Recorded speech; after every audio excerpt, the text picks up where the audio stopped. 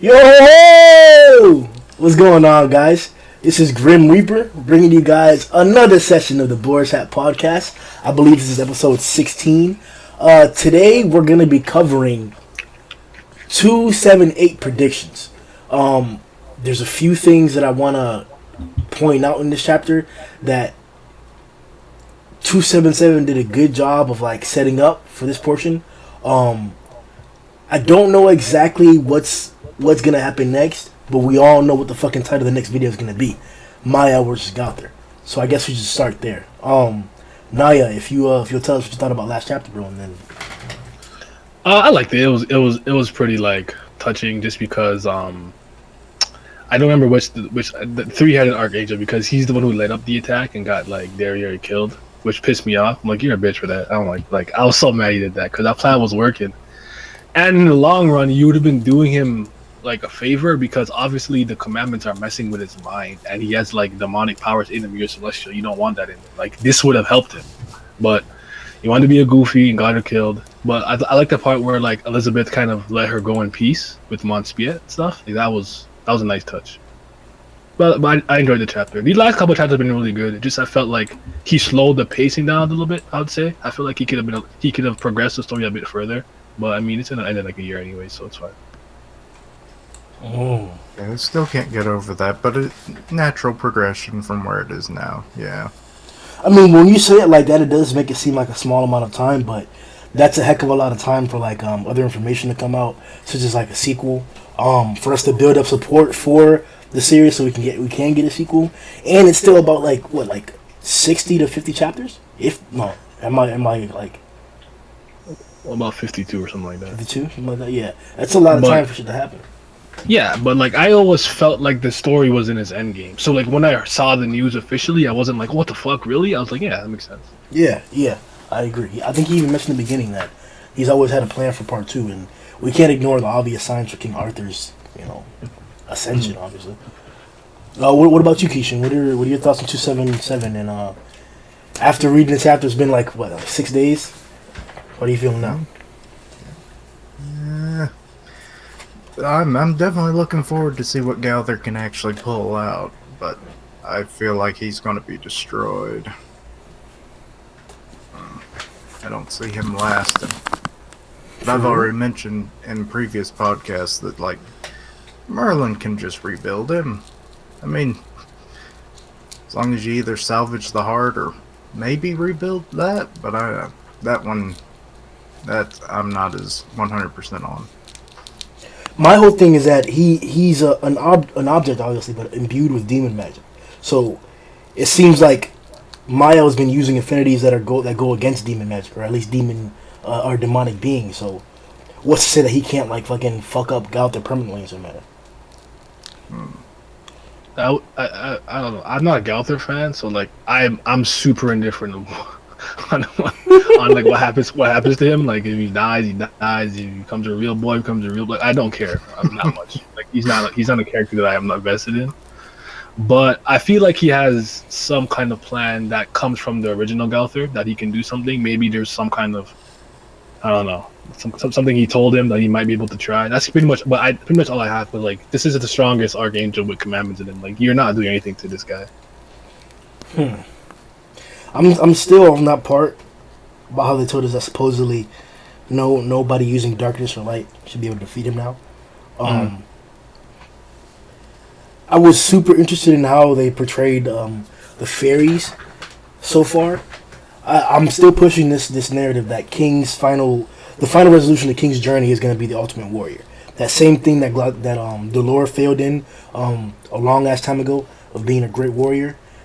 It seems like he got a trial similar to that. His whole sin of sloth and the failures of his whole kingdom and shit, they're leading to somebody being a great king. Meliodas himself already told him he's already benevolent. Like, nobody cares, nobody has as much like feeling and love for their people like you do and shit. No king has shown that. So like, fucking King, the only thing King has left to develop is fucking his strength, and he's been doing that. So I would not be adverse to seeing like people have been mentioning, or Zarso, fucking Sariel possessing King or something like that, or somebody amplifying the strength of another person. I wouldn't be adverse to a situation like that. You shouldn't, because I said so. Duh. This guy. Oh, what an entrance. Yeah. I figured Grimm didn't even give me an entrance anyway. I told him not to come into it. Probably didn't give me no entrance. It's a trash ass. Damn. It's been about a week, Zar. So how are you feeling about the chapter right now? I mean, I went back and read it and everything. I wasn't. I mean, it's unfortunate that Dario is dead, and more than anything, I'm curious as to see what Male will turn out. Like when he comes out, will he really be corrupted to the point where like he takes a physical change, or is it just going to be like something different? Where it's like, oh, his wings are all black. He's truly like a fallen angel. I don't know. As for what you were saying about King, yeah.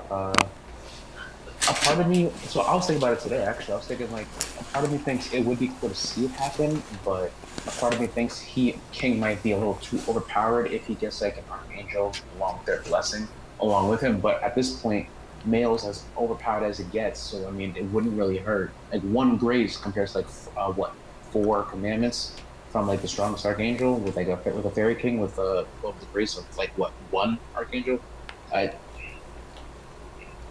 It kind of balances itself out, if barely, because again, it's like Male's a little too OP at this point. But other than that, I mean, yeah, the chapter, I mean, everything kind of fits. I'm over Dario's death, not really, but you know, for the most part. Yeah, I'm kind of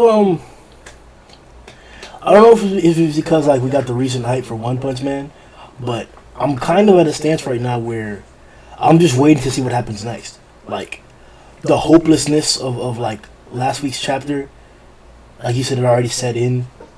Like it's not that like I don't have hope. It's that it's really I need the thing that's gonna save us to be hyped up. Like because I don't know if Meliodas is gonna come and save us now.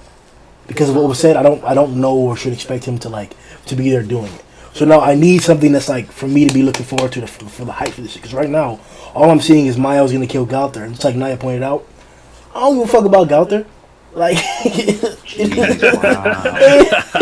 don't give a fuck, old Pinocchio ass. Not my favorite out of the 7, but you know. Don't get me wrong, his backstory, bro. Yeah, his backstory was the best.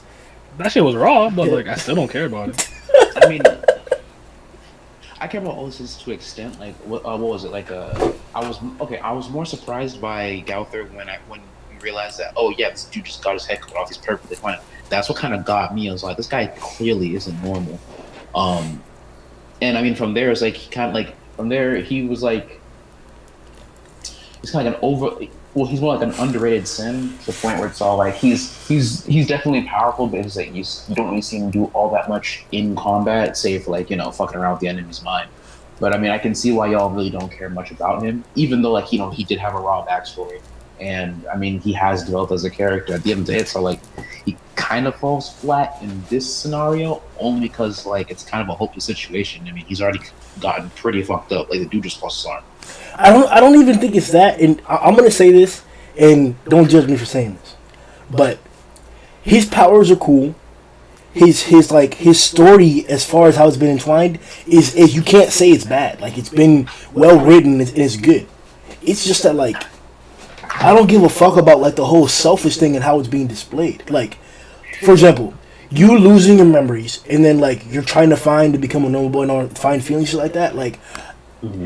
The only thing that's interesting about that is the obstacles in which you're literally going to encounter because of it. Like, for example, killing that girl because you wanted to feel something and she wanted to feel something. That's interesting. But, I changed Gilia's memories to save her or whatever, and now she's my girlfriend, and now I'm upset, I'm going to cry around and attack everybody. Like, that's stupid shit. It's crybaby shit that, like, I can't relate to.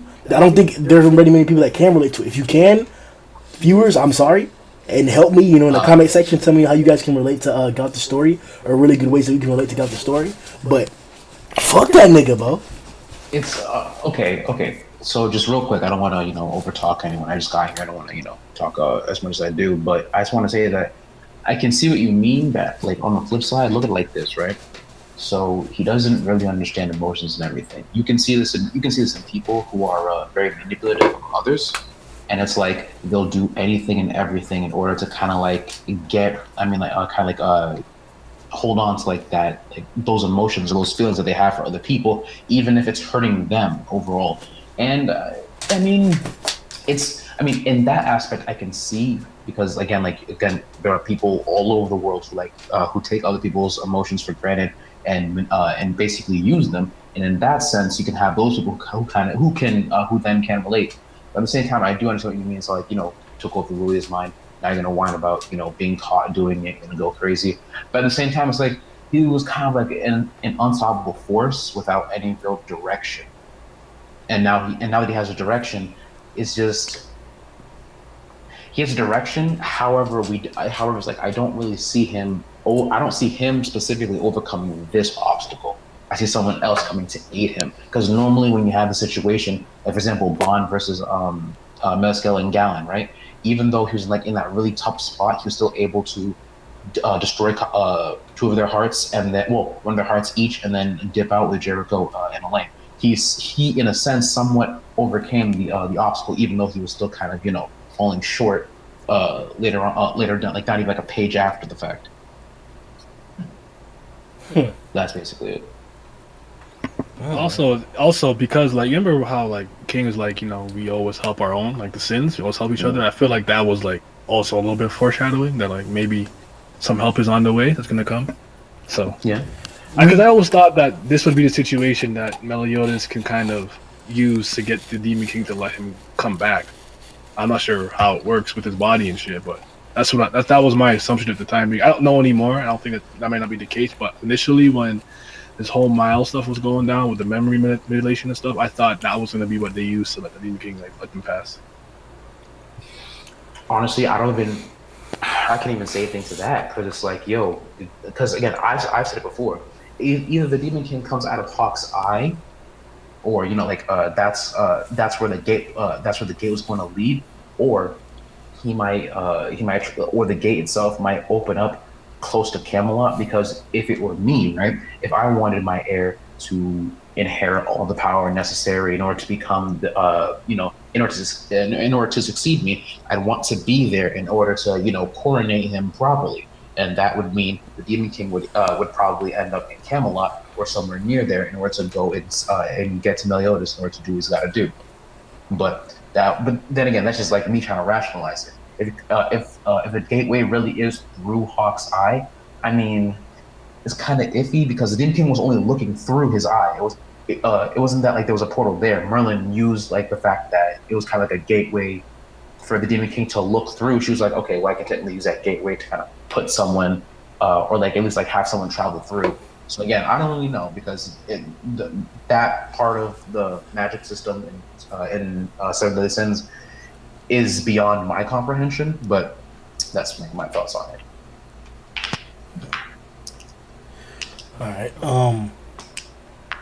So, Naya. Yo, Derriere is dead. she's gone. Got blown back. Mospier is in her dreams now.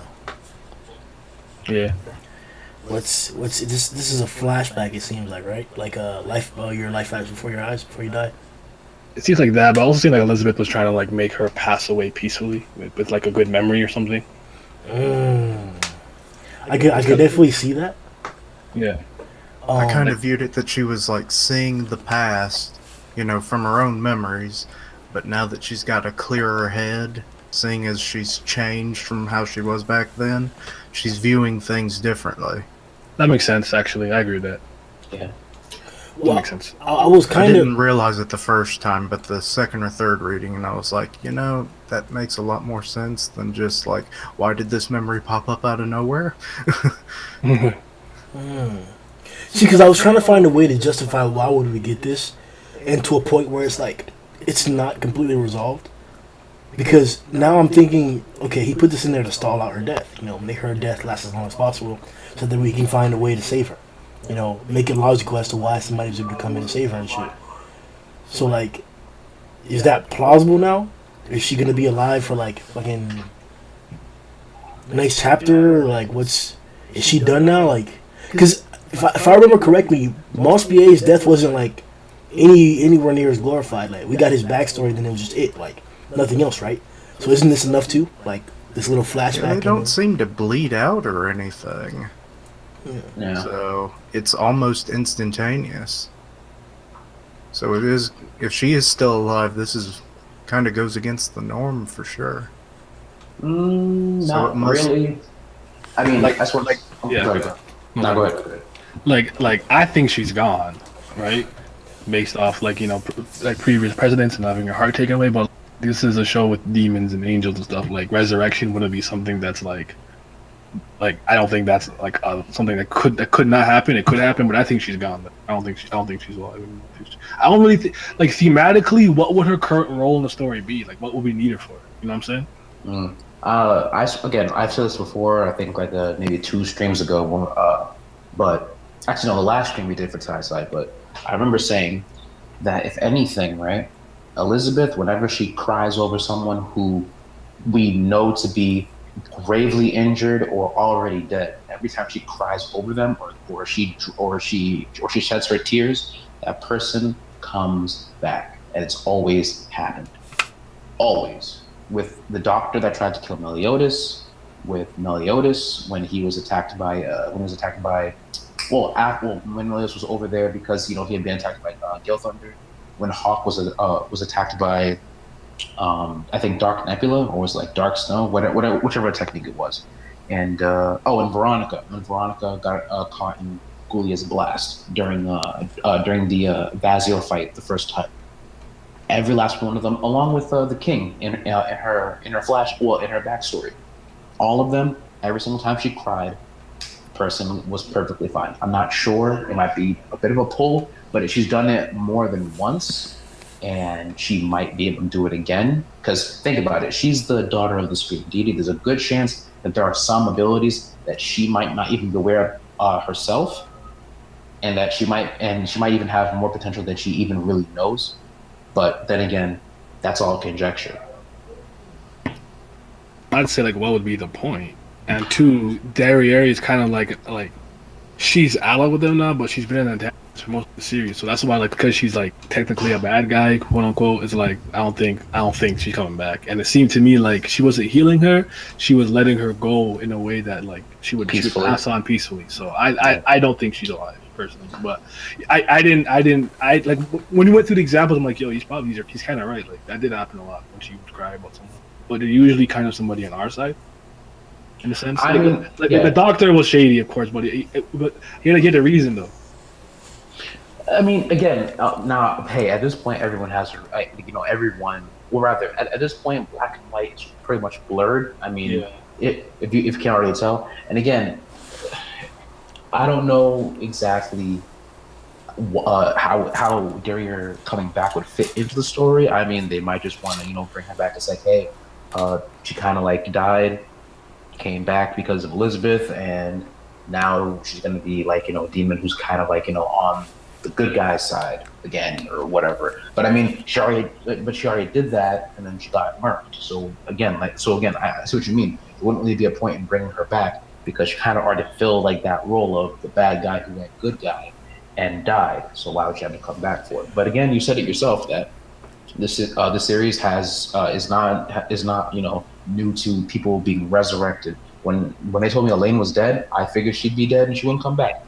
And what? Mariskella, one of the weakest of all the commandments, used one spell, brought it back to life. That might be how Derriere comes back. Maybe. To finally enact her revenge against Mal for killing Monspite. That's very possible. Hell, if anything, it'll be the same spell too. And guess who's still kicking? Mariskella. Mm-hmm. So all the pieces are there, and would she be coming back with all 7 hearts or no? Meliodas is it like the form that they are, or the state they're in when they die? Unless Merlin did some bullshit. Well, that's always possible. That is always possible. We haven't seen anybody come back from the dead, for real. Save for Meliodas.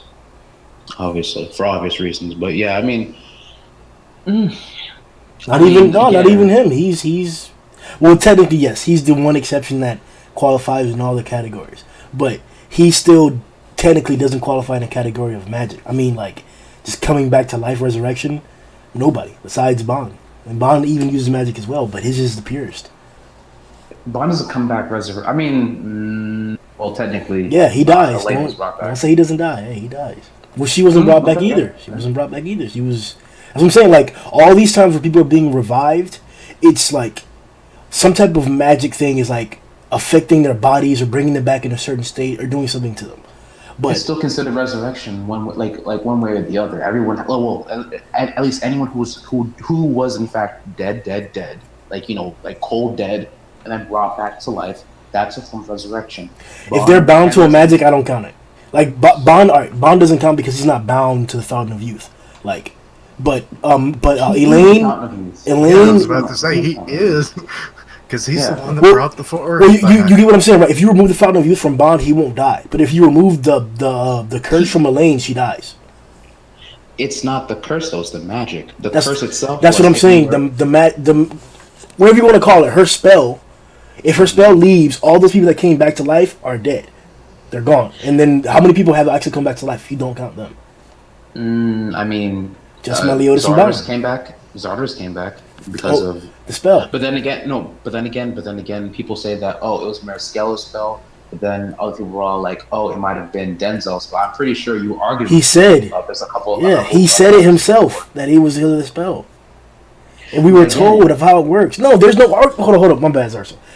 For anybody else who doesn't believe that, go reread the panels. There is no argument there. Xanatas himself said that he had a feeling, he had a reason for being here. It was a grudge, a desire that he did not have, and that's what Maricela literally said her power is. And the people who still have regrets and grudges and hate for something here on the world, an attachment will come back. And then once he solved that issue, he left. Okay, all right, Go ahead. all right. But here's my counterpoint, real quick, right? Denzel's magic judgment, the technique that he used was dead man's curse, and everyone who came back had a grudge against Dreyfus, or at least Roderick. They didn't come back. Though. So, They didn't come back though. They were just haunting the host or haunting the cursed. Wasn't it like described that way? it was described as anyone you've ever killed will come back with a grudge to kill you. Essentially, that was the gist of the entire spell. It was all like, okay, you killed 5 people, all 5 of those people are going to come back with a grudge to kill you. But then again, it might have been a mix between the two, because technically you have 2 people using spells to bring back people. If anything, that might have been the reason why he came back. But because because he was so pure, he was able to kind of like get over the grudge. Kind of like the Edo Tensei bullshit that happened in Naruto, where it's like, oh yeah, the reason for me being like, I had attachment to this world before I died, but now I don't really care anymore, so goodbye. Kind of like that. Yeah, I still don't get that. I mean, it might have made sense back then, but it doesn't to me now. Oh yeah. I mean, it was a convenient plot device, but I mean, at this point, I don't even fucking know. But getting back to it, Dead Man's Curse. I'll look it up right now just to make. I looked up Denzel's. It was Judgment. Yeah. Yes, and it allows him to curse an enemy by drawing the souls of those they've killed, and then the souls will torment them until they die. Yeah, exactly. But it doesn't specify like what happens to that soul then afterwards. I assume they just go back. It's like, well, we got our revenge. Ain't sticking around here no more. Well, I was just saying that because I wanted to point out that fuck, I forgot what I was going to say. Go ahead, Zarso.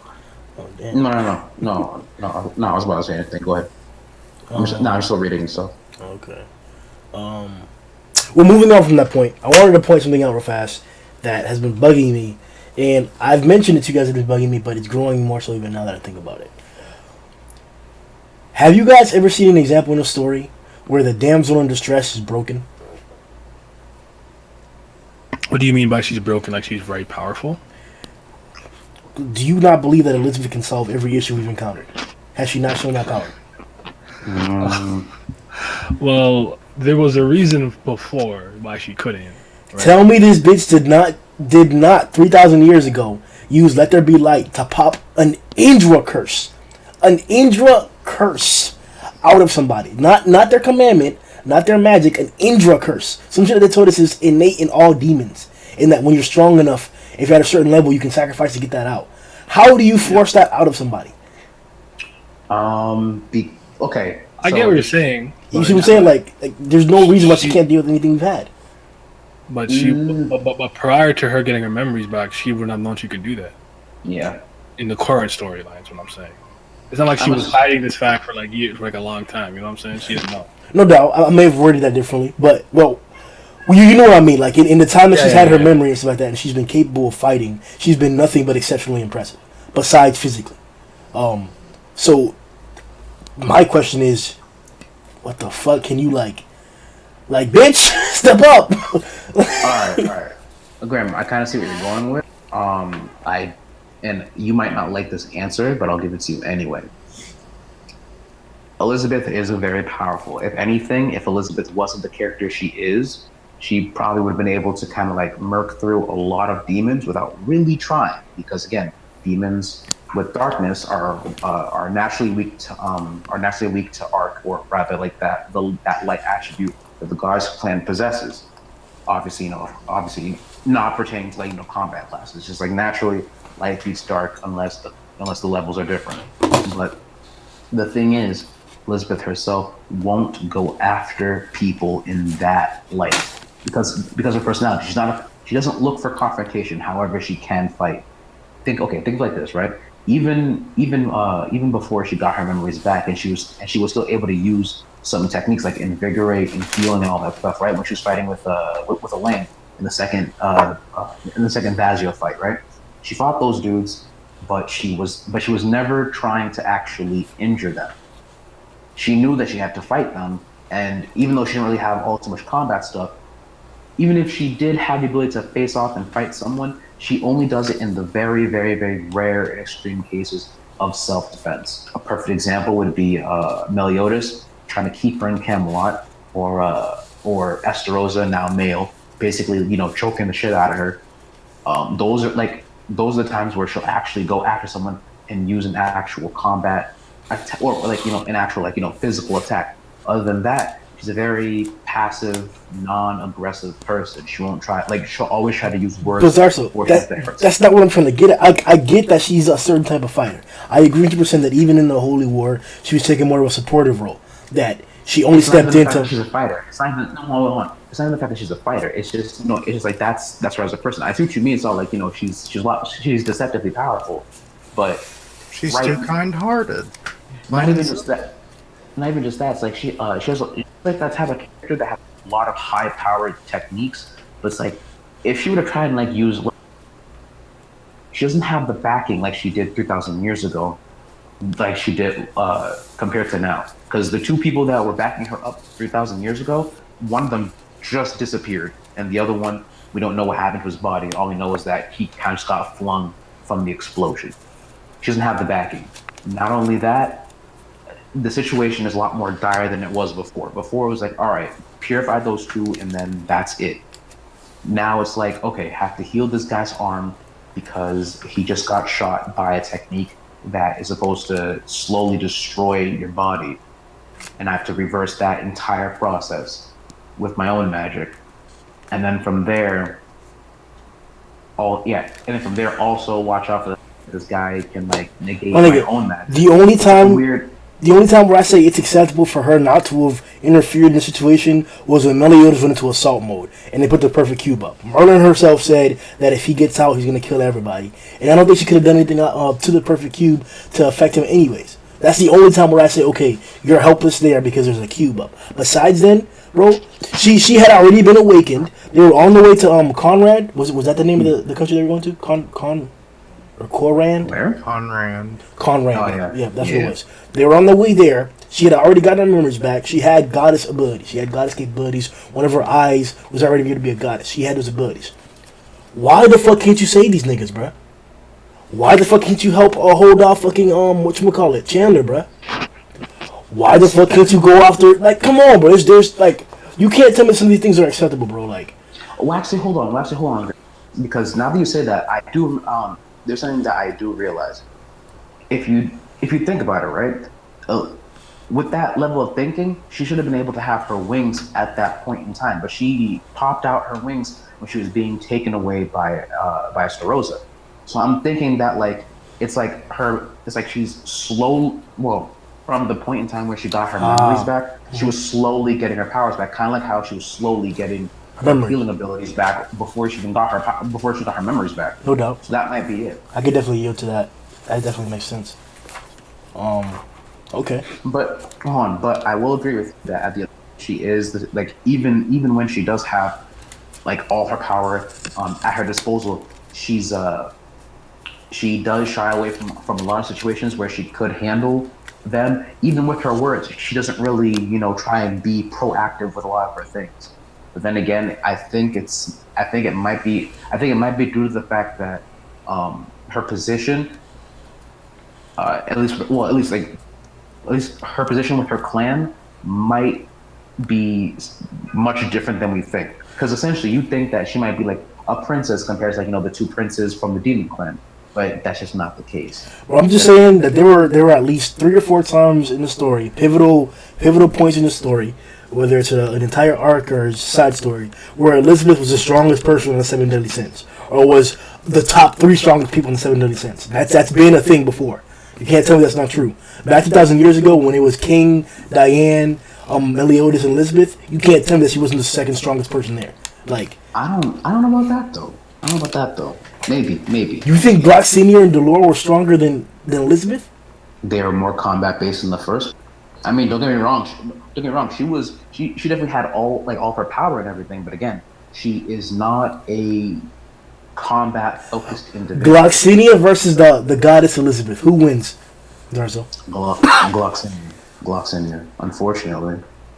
I mean, don't get me wrong. She can heal herself and everything, which would probably put her up. But again, she, as you've seen, even with people that she shouldn't even hesitate to fight against, she does.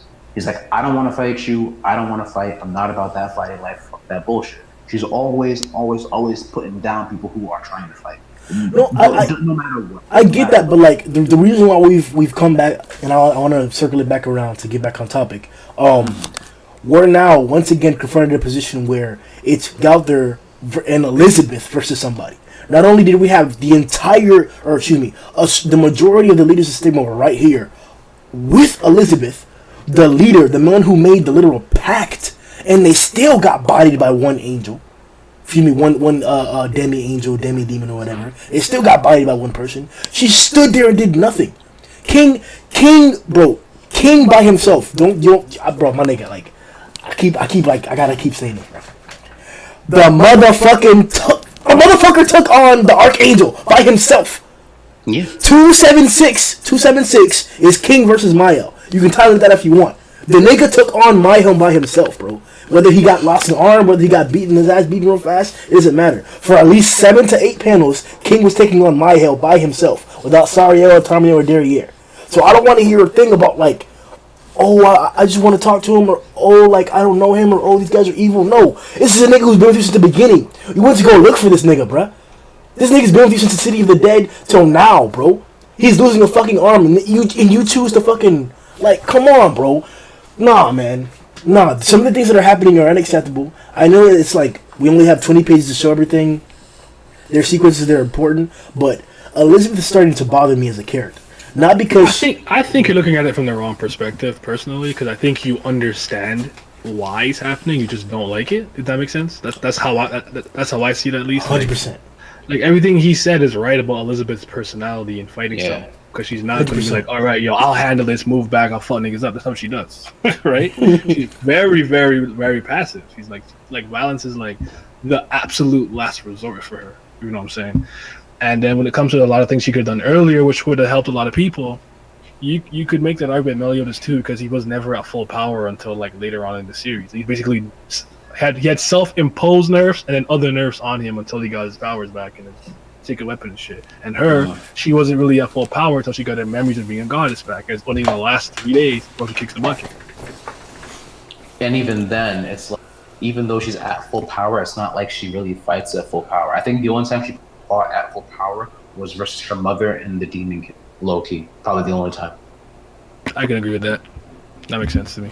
She like fainted after she used it to let there be light. So that would probably be another time if she used exhausted herself. True. I mean, yeah, there you go. So that shows that threshold of how of I guess magical abilities and spells that she can pull off before she does get tired. Because compared to like what Meliodas and all the others, they have their own weaknesses and they have like their own caps and everything. But even then, they will keep pushing. They'll keep pushing. Elizabeth has shown to have a lot of spirit, even when she had nothing. And who was it?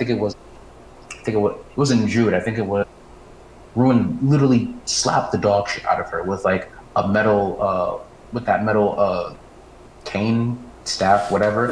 And what did she do? She bit off the belt. She bit off that metal belt and spit it out like a fucking G. I was like, all right, so she's she's kind of cool. She's kind of cool. But even then, that's just like that's just her character. But I like Elizabeth a lot. Man, She grew on you me. like I them didn't titties, like bro. her before. I didn't like her before. That doesn't work on me. I'm not. I can be like, yo, she's good looking, but she's whack. I can tell you that. Like, those tactics don't work anymore. But Elizabeth, I didn't like for a long time. I think really is one. A lot of things really changed for me with that one revelation about the curse. It spun the whole narrative on its head for me, and I didn't even like Meliodas until that point. But the way he had been acting for a long time started making sense to me when that revelation came to light. So I was like, yo, I was looking at this wrong because I just didn't know. Like on some bad shit, like yo, you know, bad came at him like you don't know, yeah. you don't understand, like you know, like I felt bad like that, like damn, like Nigga, you worse off than me, bro. I used to Nya.D hype it and her all the time, like oh they're so whack, blah blah, and then happened, and I asked him like yo, no one pulls those tweets up because to switch sides real quick. Yo, shit, bro. Oh my goodness. But yeah, Elizabeth, I like her. She's alright. She's not my favorite or anything, but I like her. Oh, I mean, man. she's definitely maybe like top 5 of like the females I like in taizai. Top 5, definitely. Yeah. Let me think. My favorite character is probably Ban. Then, I'm talking like straight up female. She's like definitely top 5. Then for me it's Jericho. She's my favorite female in the show. Yeah, I wonder how much more development she's going to get. Hey, bro. I really hope she does. Hey, tighten up, Kishin. I really hope she does. Oh, real quick, Jericho, Ocean, teed up. Already teed Shut the up. hell up, Crazy, bro. crazy. Tell me not. I swear, you're I an ocean should sucker, ban her bro. more than I do. Wait, hold on. Just real quick. Now I think about it. What do you think is going to happen to the Grace of Ocean since Tarmiel just got destroyed, or like I don't know, like he just like dissipated? Does that also mean that his grace kind of just disappears? Well, because that's a good question to ask. That's actually one of the things we were going to talk about to reach the prediction section. Tarmiel and Sariel, their bodies dissipated. We saw that to be very, very clear before they were actually assaulted by that beam of darkness. Whether that beam of darkness actually killed them or not is to be seen, but let's assume that they're alive. Their bodies have like disintegrated. Are they going to possess another object? Are they going to possess another being? How does that like whole essence thing work once their bodies are like no longer capable? Because technically they were sealed into objects, correct? Not like they possess objects; they were sealed into objects. Yes, they were. Okay. Yes, That may be a little bit different concept. So there's that to elaborate to speculate on, and then after that we're going to talk about what do you think is actually going to happen in 278. To all the viewers, in the comment section below, today's reaping question is what's your prediction for 278, and when is Meliodas coming back? In the next stream we're going to be addressing all the answers if you guys will comment, and let us know what you guys think. But Zarso, let's start us off, man. What do you think is going to happen to Taria and Sariel? All right. Well, with Tarmiel, okay. So getting back with what I was talking about the commands. Okay, because Tarmiel's body gets dissipated. This is just like my thought process. But I believe because his body is dissipated, and because he hadn't sealed himself away, there's a good chance that he may be truly dead, and with that, his grace may have somehow become lost. And so, very similar to Sunshine in the sense that it's like now that the Archangel is gone and that grace and that power isn't connected to that person anymore because their soul's been destroyed or they've been destroyed completely. That grace might end up somewhere in someone else, on say like down below. Because the thing is, it wouldn't make sense that the grace would also disappear, seeing as how when Male became a demon, the grace itself just disappeared. Well, not disappeared, but rather like it left him. Graces can leave you. So with that in mind, there's a good chance that that Ocean might be out there somewhere waiting for someone. I believe that there's no reason for it to not come back into play later on in the story. As for Sariel, he last we saw of him, he was in the arms of Tarmiel before Tarmiel got blasted by that beam of darkness. But his body was perfectly fine and intact, even though the surrounding areas were destroyed. So either A, his body is still dissipating into light, or he was also caught in the explosion and he's gone. Either way, my thought process still stands that there's a good chance that maybe before he goes away, he might want to have a symbiotic relationship with King in order to stay in the fight, because he seems kind of the hard ass that would really want to save Mile, even if it means killing him, because he seems like that kind of individual. I do like that idea. I think, when was it that you first? I think it was you that mentioned that a few weeks ago, right? Yeah. Last week. Yeah. Yeah. That idea has been growing on me. Yeah. Seeing tornado powers with the Fairy King's abilities. It's hack, right? It's hack. It's all hack. It's good though. It's a good hack. And then the whole potential of his wings maybe finally developing, because the series is going to end within a year, so might as well get those wings full.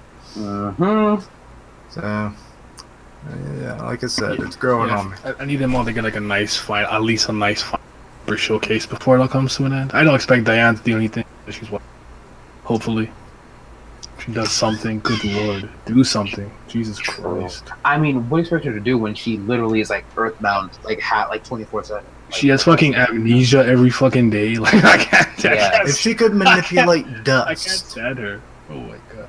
Ooh, that's true.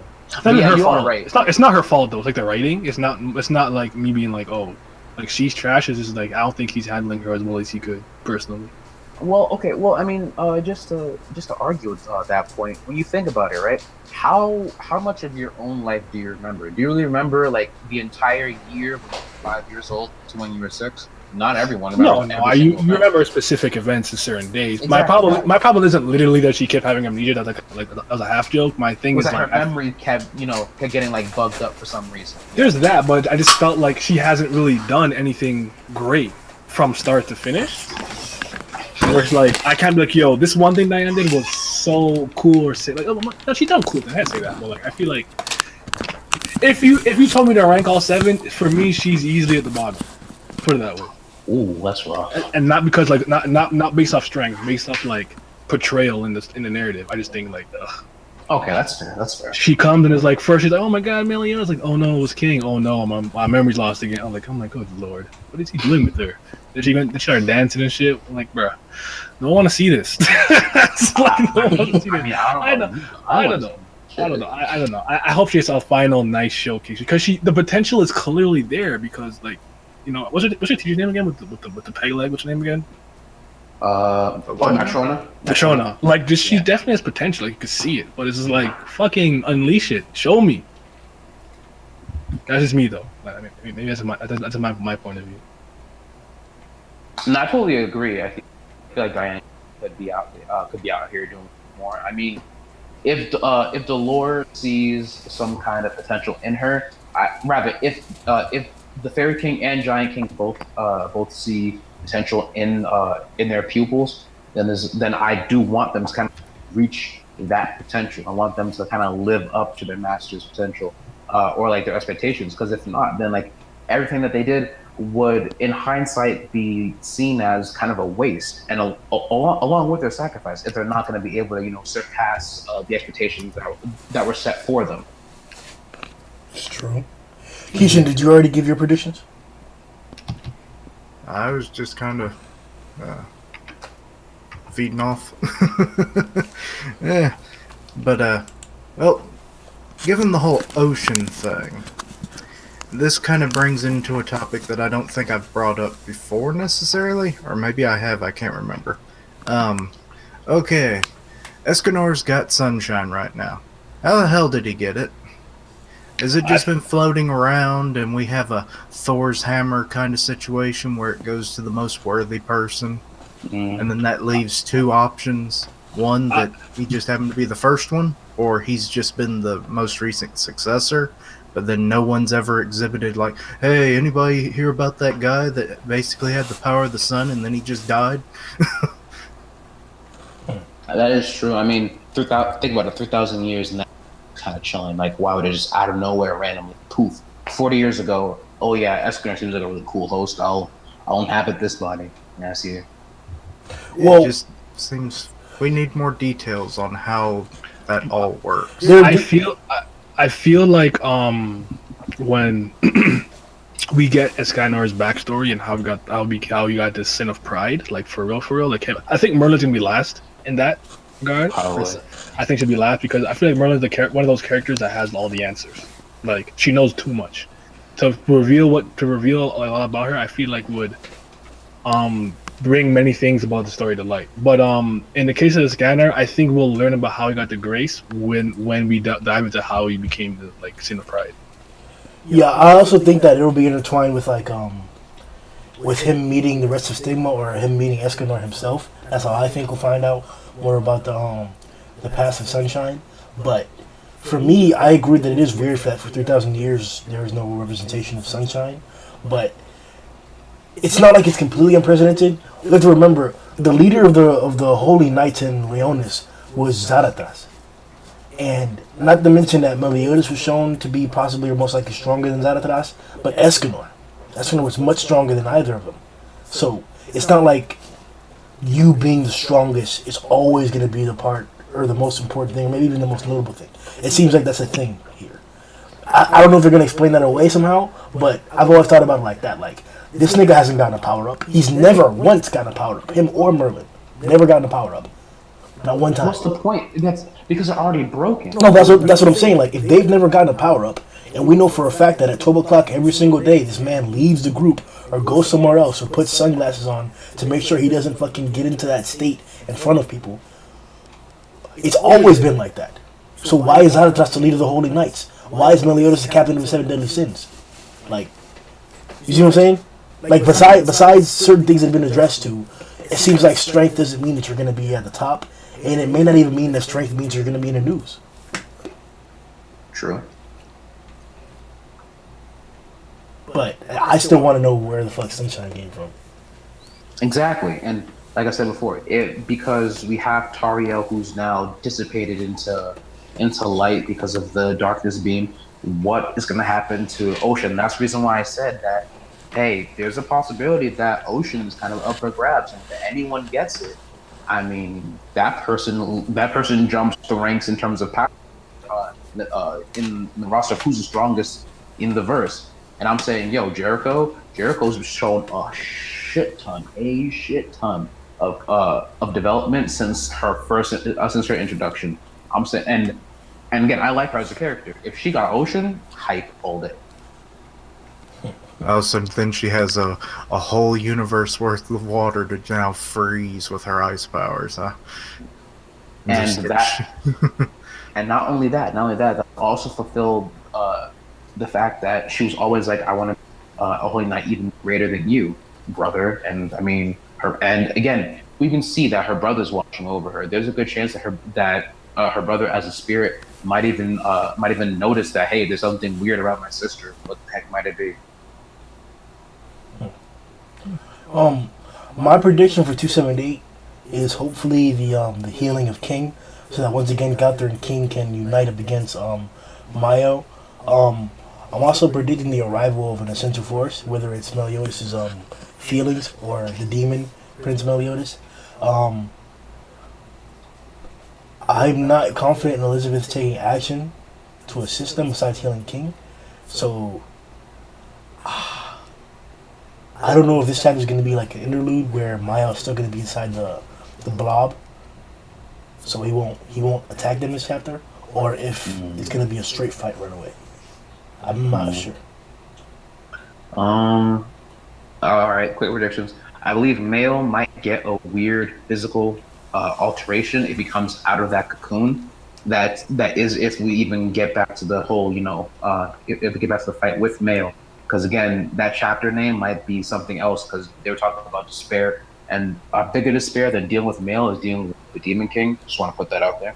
But if we do go back to them facing off against Male, I believe Male's going to come out with a weird alteration, kind of like how Hendrickson got his when he came out of when he took the Grey Demon's blood. King may be healed. If not like, partially healed by Elizabeth, because if Male's able to get out before Elizabeth's done with her work, then they'll have to make do with what they have. Essential forces coming through. That's only if Nakaba sees it as appropriate to bring Bon and Meliodas and Wild into the fray. But again, we have to see at least how they get away from the Demon King in order for that to be a reality. So. All right. What about you, Kishin? I just want to see something cool. Maybe Elizabeth will do a little something, but she, as it's already been discussed, she's kind of on the back burner. Pure support character. It is kind of getting disappointing. Mm-hmm. The coolest thing she's done was the whale thing. That's a damn. That's actually not. Nah, continue. I'm just thinking. No. What? Nah, yeah, I was thinking it's kind of weird that they showed that she kind of had that whole what was it? Like the whale of Jonah or something. Yeah, it's like Ordeal of Jonah. And I'm thinking, since Sariel just got murked and there's a possible grace up in the air, will she get a grace? Because if it's, she might be able to at least tell where it is. She might be the one who takes it and starts using it before Jericho, at least. Right. Well, again, that's all. Yeah, it's hard to beat the headcanon, ain't it? Chapter predictions, Don? What happened? Sorry? What's your prediction for 278? Jesus Christ, I zoned out for a second. Yo, it's just hot, so I'm just like, fuck. I don't know if I'm gonna play it safe, because I don't have anything wild. I don't think anything wild is gonna happen in the next chapter per se. I feel like Galther's gonna try something. It's not gonna work. Milo's gonna emerge as some kind of hybrid being of celestial or angel and a demon, I guess. I don't know. I still really feel like they're all gonna get washed, and then when Elizabeth's about to get clapped, I just feel like when Meliodas pops up, he's like, no, none of this shit happened. They come at the last second to save her, but I couldn't, I really don't know what direction he's going in it, and I've been like this since the Mile reveal. I'm like, yo, what's really going on? I can't even really gauge how the end game is gonna go. I like that though, so exactly. Yeah. But yeah, I feel like maybe that one angel tries something and he gets clapped too. I don't know if anyone else is gonna show up, maybe Reducia or something, but they're all busy doing their own shit, so I don't know if they can come, even if they can sense it. Yeah, that's the thing. It's no one. I don't think there's anyone who can really reach Elizabeth, Gother, and Hawk right now, other than anyone who can fly. And I think the only fly right now that's kind of close by is Hauser. Well, there is teleportation as well. Yeah, where the fuck are Merlin? That's almost even more limited. But even even then, pretty sure Merlin wasn't aware Esterosa was in. Where did they go? Where did Merlin, Escanor, and Margaret go? Camelot. Oh, okay. Shouldn't they be there by now?